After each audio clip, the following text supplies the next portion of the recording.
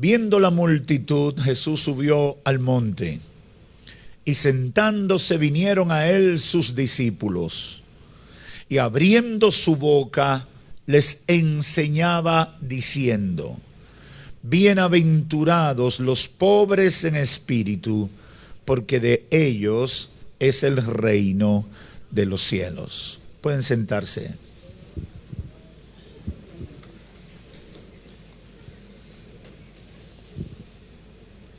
Hoy quiero iniciar una serie de predicaciones que abarcarán parte de este mes y del que viene, donde abordaremos lo que pudiéramos calificar como principios de vida para lo que buscan agradar a Dios. ¿Cuáles son esos principios de vida?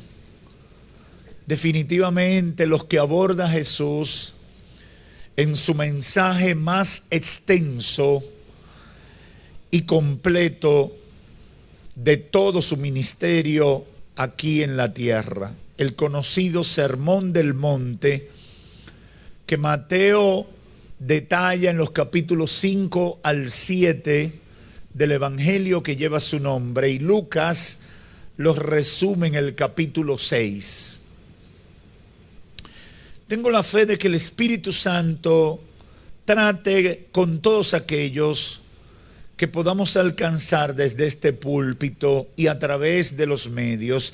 Y queremos que el Espíritu Santo haga eso porque hay principios de vida que son revelados por Dios, que son dados a conocer por Dios, que nos garantizan vivir una vida de plenitud espiritual y de comunión con Dios en esta tierra llena de desafíos.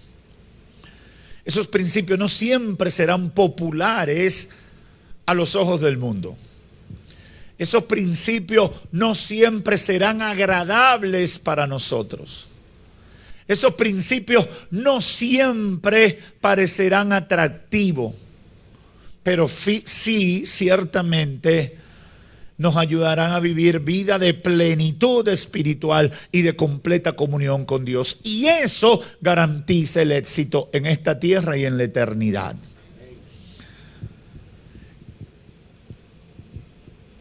¿Por qué usted dice eso, pastor?, preguntará alguno. Porque a la luz de lo que dice la Biblia y de la experiencia, vivir la vida de plenitud y de comunión con Dios es, número uno, la mejor vida que se puede vivir en esta tierra. Y número dos, es la única garantía de salvación y vida eterna. Por lo tanto, a nosotros nos conviene conocer las recomendaciones del Señor sobre eso. Quiero contextualizar un poquito de en qué momento Jesús dice estas palabras. Jesús había llegado a Capernaum, que era el centro de operaciones de su ministerio. Sus principales colaboradores eran originarios de Capernaum y su familia vivía en Capernaum. Y las multitudes abordaron a Jesús buscando respuesta a sus necesidades. Desde el momento que la gente descubre que Cristo representaba respuesta para sus necesidades, no lo dejaban quieto. Lo tenían asediado por todas partes. Ahora, es entendible, ¿verdad? Si usted sabe quién le puede resolver, ¿se va a quedar quieto sin pedirle que le ayude? Es natural, la gente va a buscar la ayuda. Y las multitudes abordaron a Cristo porque muchos habían recibido sanidad, muchos habían recibido liberación, muchos habían sido impactados por el poder de Dios. Y todo el mundo quería eso, porque todo el mundo tiene necesidades, de una o de otra naturaleza, pero todo el mundo tiene necesidades. Quizás las necesidades mías no son las tuyas, quizás las tuyas no son las del otro o de la otra hermana. Pero todos tenemos necesidades. Es más, hay gente que ve la vida de algunos y dice, fulano no tiene necesidad. Pero cuando tú te acercas a ese, te das cuenta que también tiene un tipo de necesidad. Porque la vida es así. Yo creía por muchos años en mi vida que el día que yo tuviera un carro, yo iba a llegar a todas las metas de mi vida.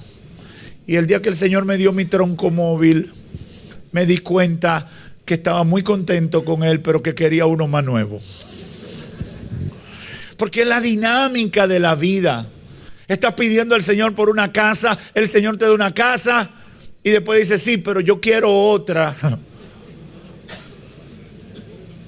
Tenemos muchas necesidades de todo tipo. La gente llegó a Jesús y lo abordaba, lo rodeaba. Y dice la Biblia que Jesús decidió subir al monte para hablarle y enseñarle estos principios que comienzan con lo que conocemos como las bienaventuranzas. Y aquí, en este punto, el Espíritu Santo ministró algo a mi espíritu. Dios no está interesado solo en sanar tu enfermedad física o suplir tu necesidad espiritual. Para el Señor es más importante que tú aprendas a vivir una vida que le agrade y en comunión con Él. Todo el mundo estaba detrás de un milagro. Todo el mundo estaba buscando un milagro, una sanidad, una respuesta poderosa, sobrenatural de parte del Señor. Pero Cristo de repente dice, no voy a orar por nadie.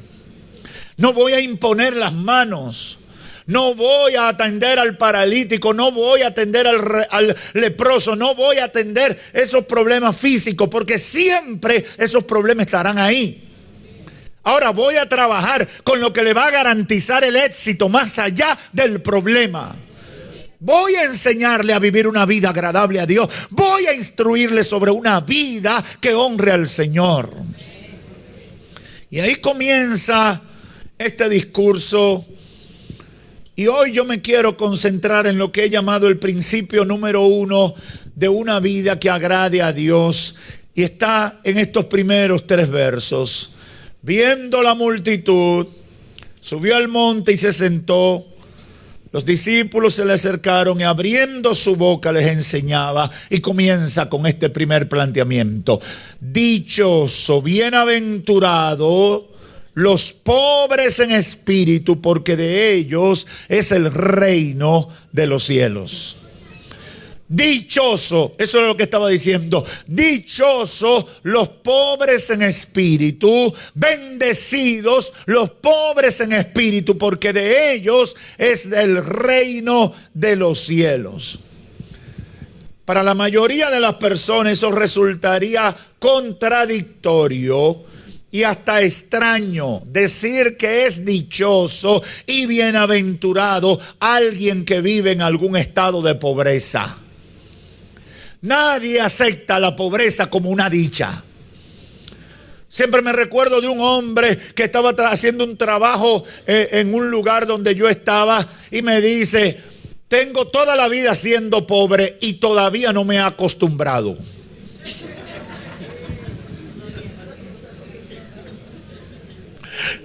Yo no sé si hay alguno aquí así. Pero a mí me impactó lo de ese hombre porque lo dijo con tal firmeza. Y yo dije, óyeme, pero yo nunca había pensado en eso. Y me dice, no me he acostumbrado, nací pobre y he vivido toda la vida pobre, pero no me he acostumbrado. Para la mayoría de las personas resultaría extraño decir que es dichoso y bienaventurado alguien que vive en algún estado de pobreza. El mundo del siglo I, cuando Cristo ministró, no era tan materialista como el mundo que nos ha tocado vivir.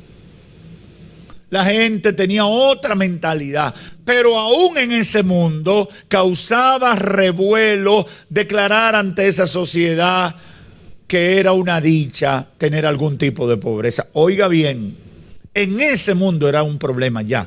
20 siglos atrás ya era un problema hablar de la pobreza como una dicha. ¿Por qué era así? Porque los fariseos, los escribas, los intérpretes de la ley o maestros de la ley habían enseñado que la bendición espiritual estaba íntimamente ligada o vinculada a la bendición material. Esto quiere decir que riqueza era sinónimo de un bendecido, que un rico era un dichoso delante de los ojos de Dios, que Dios estaba con él.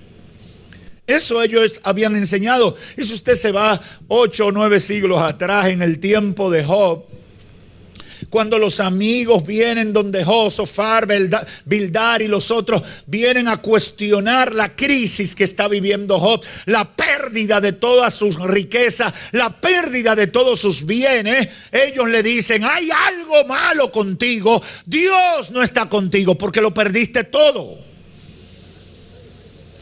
Era viejo eso. En el siglo primero habían pasado quizá 8 o 9 siglos de ese episodio de Job. Y aquí todavía eso está fuerte. Si tú estás en mala, Dios te abandonó. Y así atacaban a Job. Para ellos, la pobreza era señal del abandono de Dios. Para ellos, Jesús debió decir: bienaventurados los ricos, porque Dios está evidentemente con ellos. Pero Jesús dice algo totalmente contrario: bienaventurados los pobres en espíritu, porque de ellos es el reino de los cielos. Ahora, el planteamiento de Jesús generaba un problema en ellos. Porque Cristo hablaba de pobreza, pero no hablaba de pobreza en términos materiales, que era el lenguaje perfecto que ellos podían entender las cosas. ¿A qué se refería Cristo con pobre en espíritu? Cristo no se refería necesariamente al tema de la riqueza material como unos pudieran pensar. Cristo se estaba refiriendo a la humildad y al quebrantamiento del corazón. Cristo se estaba refiriendo al reconocimiento de que no tenemos méritos que nos hagan dignos delante de Dios para merecer sus bendiciones, merecer su respaldo o merecer su apoyo o cumplimiento de sus promesas. Jesús está hablando del pobre en espíritu, al que no lleva ningún tipo de justificación delante de Dios frente a su mala conducta, al que sabe que está mal y lo admite. De eso está hablando Cristo. El que no tiene altivez, el que no tiene soberbia por su pecado, el que siente vergüenza y dolor cuando está en falta delante de Dios, el que no busca argumento para justificar lo que hace, el que reconoce que ha metido la pata. Y yo le digo mucho a la gente: cuando usted se equivoca, el camino más corto a la recuperación es la confesión del pecado. El camino más corto a la recuperación. Usted empieza a dar vueltas. ¿Se recuerdan de David? Cuando cometió el error que tomó aquella mujer que no era de él. El hecho más trastornador en la vida de David fue ese. Y es el hecho que le da origen al Salmo 51. Ahora bien, David pasó 3 años guardando su pecado. Y por eso cuando usted lee el Salmo 51, usted no entiende por qué es tan duro el quebrantamiento que él detalla ahí. Dice: en un momento se me secaron los huesos, mordí el polvo del dolor. ¿Por qué? Porque tenía un pecado no confesado. Por eso cuando el profeta Natán va y lo confronta y le dice: tú eres un pecador porque hiciste esto, David baja la guardia y se quebranta y dice: sí, es verdad, yo le fallé a Dios. Y ahí se derraman lágrimas. Y si usted quiere ver todo lo que salió del corazón de David en ese momento, lea el Salmo 51. Jesús habla de una dicha, ser pobre en espíritu, Y se está refiriendo a las personas que antes que justificar su pecado o refugiarse en la autosuficiencia, reconocen con tristeza, con vergüenza y con dolor que la ley de Dios es verdadera y que viviendo en el pecado su vida está en bancarrota moral y espiritual. Muchos ricos materialmente pueden ser pobres en espíritu. Y muchos pobres materialmente pueden ser orgullosos, egoístas, vanidosos, resentidos y llenos de amargura y no tienen ningún tipo de pobreza en espíritu. Porque no se trata de lo material, sino de la actitud del corazón. Jesús está estableciendo como principio de una vida que agrada a Dios la pobreza espiritual. Y eso debe ser un mensaje importante para nosotros. En un mundo que exalta todo lo contrario. El mundo que nos ha tocado vivir ha desarrollado el ego a los máximos niveles. El mundo que nos ha tocado vivir es contrario a la humildad, al quebrantamiento, a la humillación. Jesús está diciendo que una vida que agrada a Dios es la vida de la humillación, de la vergüenza por el pecado, y esa disposición debe ser permanente. Debemos ser sensibles y abiertos a la demanda de la justicia de Dios. El que se cree rico moralmente confía en su propia justicia y depende de sí mismo. El que se considera pobre de espíritu, lejos de negar o justificar su pecaminosidad, se refugia en Dios. Se olvida de la autosuficiencia, se olvida de la grandeza personal y decide ponerse chiquito para tratar de alcanzar la misericordia de Dios. Quiero hacer algunas aplicaciones que considero muy importantes a la luz de todo esto. Porque, como me decía un hermano anoche de los que me acompañó a Santo Domingo, me dice: pastor, quiero motivarle a que siempre trate de, cuando dice la palabra, hacer eso que muchas veces usted hace que uno se confronte con las realidades del diario vivir. Porque aun cuando uno no entiende el texto, aterriza en ese momento y lo entiende. Y yo creo que es un deber de los predicadores, de los pastores, de los maestros, llevar la gente a la aplicación del diario vivir, de lo que la palabra de Dios presenta. Porque muchos quizás no tendrán un entendimiento muy grande o no tendrán altos niveles de intelectualidad, pero cuando tú le llevas y le haces la aplicación a la cotidianidad, pueden entender lo que la palabra de Dios le está transmitiendo. Y en ese sentido es que quiero decir los siguientes puntos. Número uno, mucha gente que dice ser temerosa de Dios, pero con sus hechos y sus palabras demuestra que la vanidad, la soberbia y el egoísmo domina su vida, no es pobre en espíritu. Hay mucha falsedad en la vida de la gente.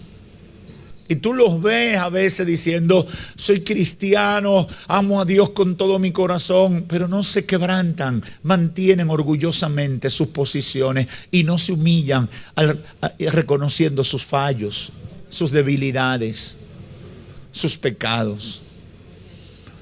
Yo no puedo aspirar a proyectar una imagen de perfección. En la Biblia usted no encuentra eso. En la Biblia usted no encuentra esa altivez. En la Biblia usted encuentra quebrantamiento. Quebrantamiento. Si el grano, si la semilla no cae en la tierra y muere, dice la palabra, no hay forma de que nazca la nueva vida, la nueva persona, el nuevo hombre. Toda la Biblia, todo el mensaje de Jesús, todo el mensaje del Evangelio habla de quebrantamiento, de humillación, de aceptación de que la justicia de Dios es verdadera.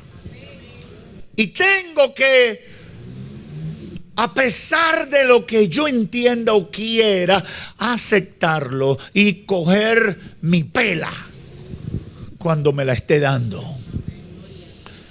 Hemos escuchado a muchos decir, y esa es una frasecita que se ha hecho popular en muchas figuras, en muchos influencers, que dicen esto: no tengo nada de lo cual arrepentirme.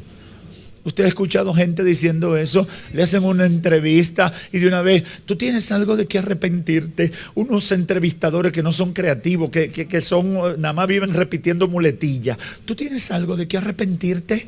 Y ellos muy orgullosamente dicen, no tengo nada de qué arrepentirme. A veces yo quisiera coger un micrófono.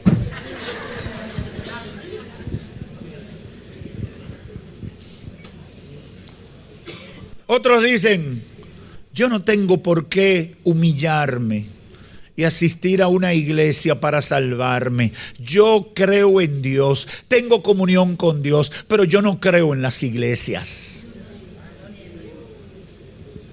Otros dicen, yo siempre he tenido mi iglesia y vivo mi relación con Dios a mi manera. No tengo nada de lo cual arrepentirme. Y muchas frasecitas parecidas a esa. Muchas ideas parecidas a esas vive diciendo la gente. Y yo cuando la gente me dice eso, le digo, qué pena. Porque tú no vas a recibir la bendición de Dios si no comienza con el quebrantamiento. Si no comienza aceptando que eres pecador. Si no comienza aceptando que te has equivocado. Y como dice el apóstol Pablo allá en Romanos, por cuanto está establecido, todos pecamos, todos hemos sido destituidos de la gloria de Dios. Todos hemos fallado. Óigame, mire hermano, quien no ha fallado es porque no lo han investigado. El que dice, no, fulano es perfecto, no, es que no lo han investigado. No han revisado su expediente, no se han metido en sus interioridades. La palabra no se equivoca, todos hemos pecado, todos hemos sido destituidos de la gloria de Dios. Por tanto, lo que nos conviene es aceptar nuestra realidad. Y comenzar por ahí, humillándonos, quebrantándonos ante la justicia de Dios, admitiendo nuestra culpa. Cuando esa gente viene con esas frasecitas aprendidas, vacías y llenas de orgullo y de altivez, a toda esa gente le digo, la humildad es la primera letra del alfabeto cristiano. Y no soy ningún filósofo chino. La humildad es la primera letra del alfabeto cristiano. Es decir, no hay forma de relacionarse con Dios para el ser humano si no comienza con humildad de corazón. No hay forma, Dios no te va a aceptar.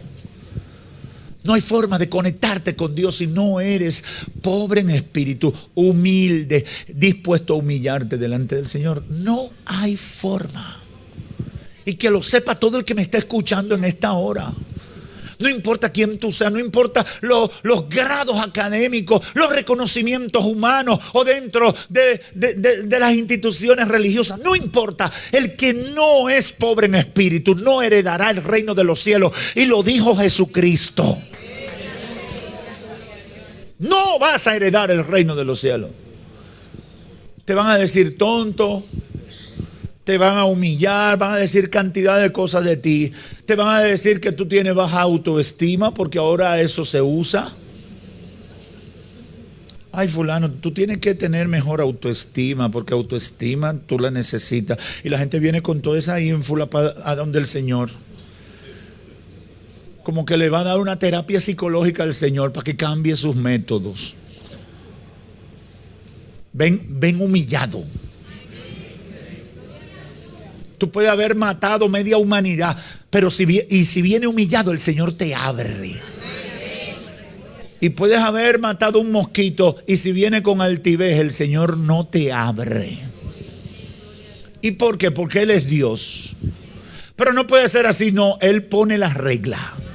Y si tú quieres su bendición, sométete a la regla que Él establece. Lucas 18:10 presenta una parábola que siempre cuando hablo de estos temas debo citar. Jesús hablando dice, 2 hombres subieron al templo a orar. Uno era fariseo y otro era publicano.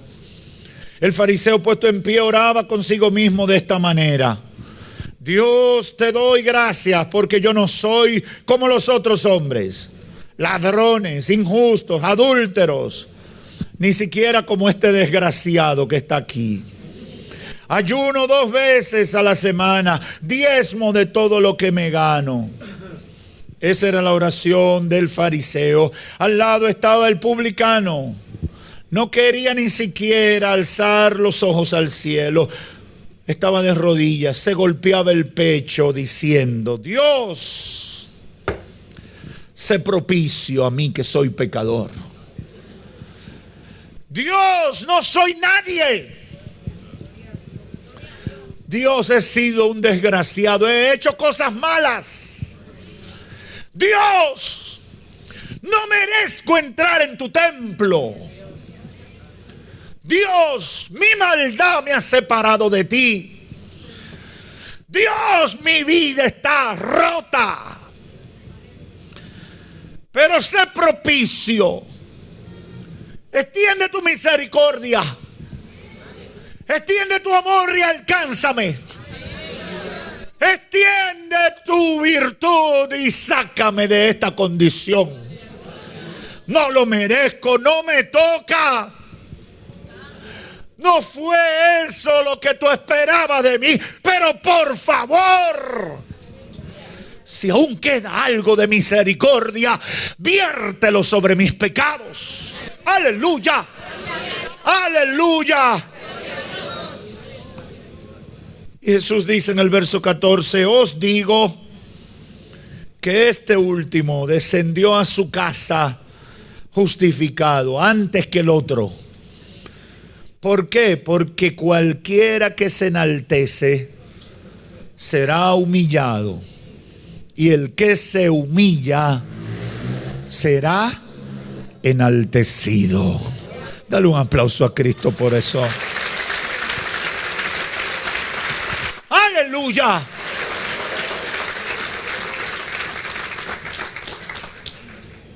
Eso es poderoso, hermanos. Y es más poderoso en el contexto que nos ha tocado vivir. ¿Cuánta gente ególatra hoy en día? ¿Cuánta altivez? ¿Cuánta gente que se cree lo máximo y lo practica? ¿Cuánta gente menospreciando a los demás? Yo no me junto con tal tipo de persona. Yo no voy a ir a la iglesia porque en la iglesia hay mucha chusma. No me gusta tal ministerio porque en ese ministerio uno tiene que bregar con gente. Ya yo superé eso. Y una de las terapias que da el evangelio cuando usted se mete a la iglesia es que se junta hasta con el empleado más bajito de su cadena de tiendas, de empresas, de negocio. De repente usted se encuentra con el barrendero del ayuntamiento, el que limpia la calle, el que destapa el pozo séptico, y viene y le saluda y le dice: Dios le bendiga, hermano.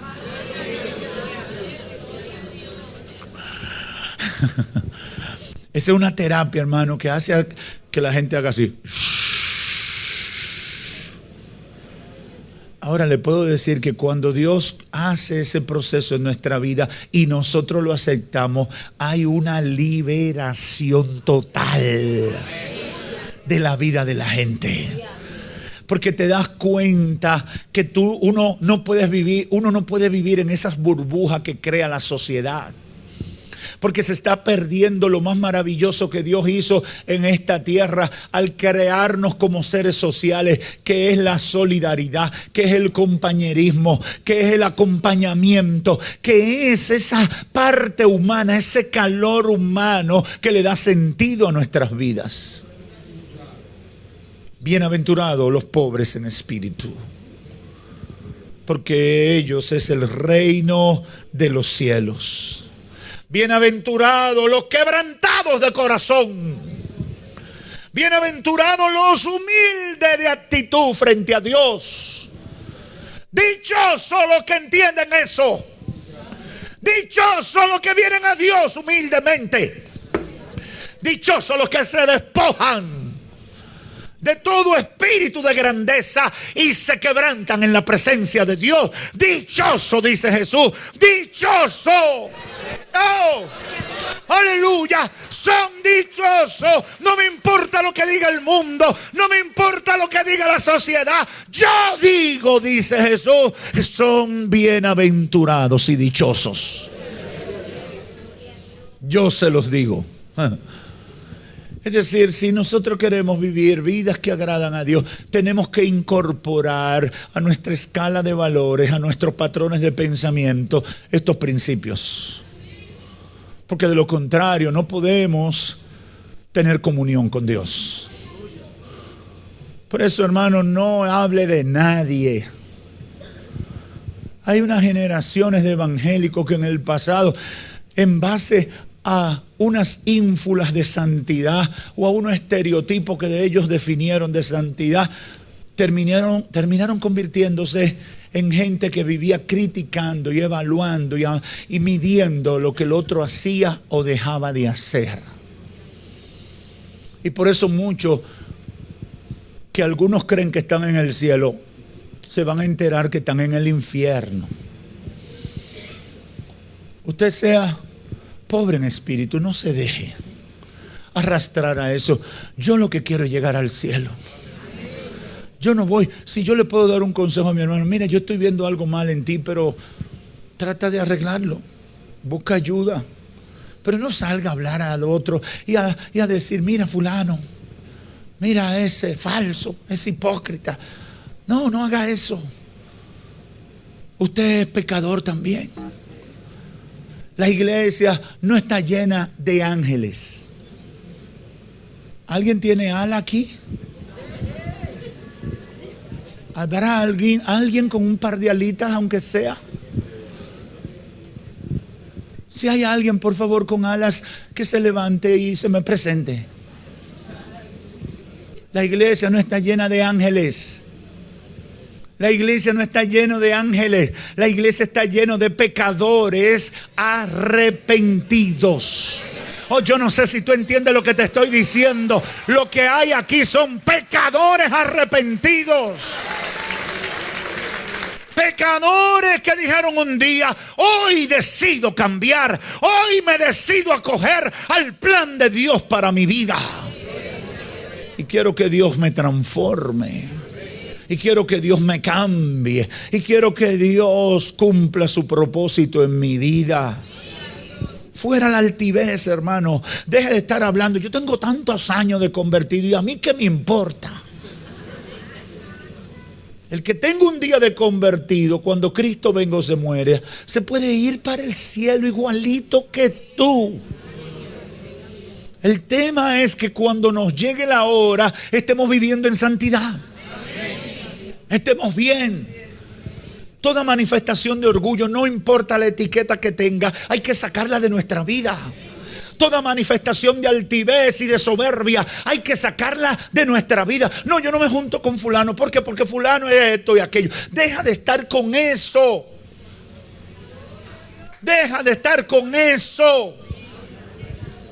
Dichoso, dice Jesús, dichosos los pobres en espíritu, porque de ellos es el reino de los cielos. Bájale algo a esa actitud y alíñate con el propósito de Dios. Y termino diciendo, si quieres una vida que agrada a Dios, tienes que comenzar a convertirte en un pobre de espíritu, una persona que acepta las imputaciones de la justicia divina y con quebrantamiento de corazón busca el perdón. Eso no suena atractivo, no sonará atractivo para mucha gente de hoy, pero es la verdad y es la condición inicial para que Dios haga cosas maravillosas en nuestras vidas. No hay posibilidad de disfrutar una vida de comunión con Dios, una vida de promesas eternas como la salvación y la vida eterna, si no nos convertimos en pobres en espíritu. Le digo a los amigos que creo que no debo abundarle, porque si quieren vivir una vida de comunión con Dios, una vida que agrade a Dios, tienen que olvidarse de toda esa basura que promueve el mundo y venir con sencillez, humillados delante de Dios y decirle: Señor, reconozco mis faltas y sé que por mí mismo no puedo salvarme, pero quiero tu ayuda, y como tú puedas, ayúdame, que yo haré mi parte. Y el que haga eso, el Señor lo va a recibir. El que le diga: yo no sé ser evangélico, pero tú me vas a ayudar. Yo no tengo familia evangélica, pero tú me vas a ayudar, Señor. Yo he vivido una vida fea, mala, sucia, pero tú me vas a ayudar, Señor, y yo voy a aceptar tu ayuda.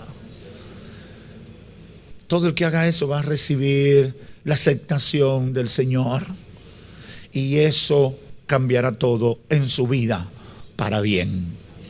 Espero que todo amigo que me escucha, aquí o fuera de aquí, aproveche esto, porque si te conviertes en un pobre en espíritu, dice Jesús que tú eres copropietario del reino de los cielos. Gracias, Señor, por tu palabra.